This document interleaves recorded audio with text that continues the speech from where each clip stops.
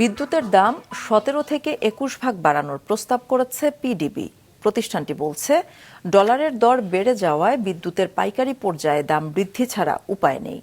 যদিও গণশুনানিতে এই প্রস্তাবের সমালোচনা করেছেন ব্যবসায়ী, শিক্ষক সহ বিভিন্ন শ্রেণীর প্রতিনিধিরা। দেশের বর্তমান অর্থনৈতিক বাস্তবতায় দাম বৃদ্ধির সিদ্ধান্ত থেকে সরে আসার আহ্বান জানান তারা। আনোয়ার হোসেনের রিপোর্ট। ২ বছরের বেশি সময় পর আবারও বিদ্যুতের দাম বৃদ্ধির আলোচনা চলছে। এরই মধ্যে বিতরণ সংস্থাগুলো দাম বৃদ্ধির প্রস্তাব পাঠিয়েছে এনার্জি রেগুলেটরি কমিশনের কাছে। আর বিদ্যুৎ উন্নয়ন বোর্ড পিডিবি বিদ্যুতের পাইকারি হার ১ টাকা ২০ পয়সা থেকে ১ টাকা ৫০ পয়সা পর্যন্ত বাড়ানোর প্রস্তাব দিয়েছে। বিদ্যুতের দাম বৃদ্ধি বিষয়ে সকালে রাজধানীর কৃষিবিদ ইনস্টিটিউট মিলনায়তনে গণশুনানির আয়োজন করে এনার্জি রেগুলেটরি কমিশন। দাম বৃদ্ধির সিদ্ধান্তে ক্ষুব্ধ প্রতিক্রিয়া জানান বিভিন্ন শ্রেণীর প্রতিনিধিরা। আমাদের শিল্প, কলকারখানা থেকে শুরু করে জিনিসপত্রের দাম বাড়বে, ভয়াবহ অবস্থা হবে। কদিন আগে দাম বাড়িয়েছে, মানুষ কিন্তু এখনো সহ্য করছে। সরকার অল্প কয়দিন আছে, আচ্ছা একটু দেখি না কি করে। এই মূল্যহার বৃদ্ধি করলে পরে জনগণের মধ্যে কি অবস্থা হয়, কিন্তু অলরেডি এই ৩ বার শুধু গভর্নমেন্টের, আর বোধহয় 1 বছর পরে এটার রেজাল্ট পাবে।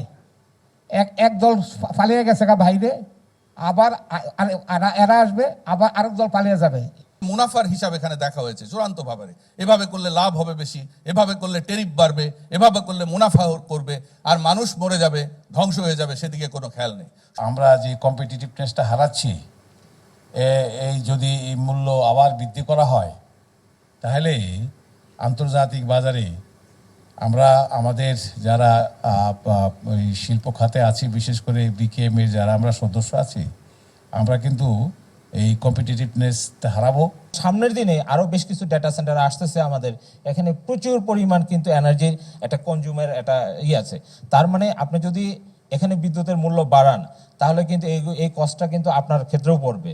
আপনার এনার্জি রেগুলেটরি কমিশনও কিন্তু ডেটা সেন্টার ইউজ করে। বর্তমান অবস্থাতে প্রান্তিক পর্যায়ে মানুষের কথা চিন্তা করলে পরে কোনো অবস্থাতেই আমাদের বিদ্যুতের হার বাড়ানো যাবে না, এটা আমাদের অনুরোধ। তবে পিডিবি জানায়, বিদ্যুৎ উৎপাদনের জ্বালানি ও ডলারের দাম বিশ্ববাজারে বেড়ে যাওয়ায় পাইকারি হারে দাম বৃদ্ধি ছাড়া আর কোনো উপায় নেই। এখনো এইরকম কোনো প্রস্তাবনা দেওয়া হয় নাই যেটাতে আমরা ব্রেক ইভেনে আসার চেষ্টা করছি।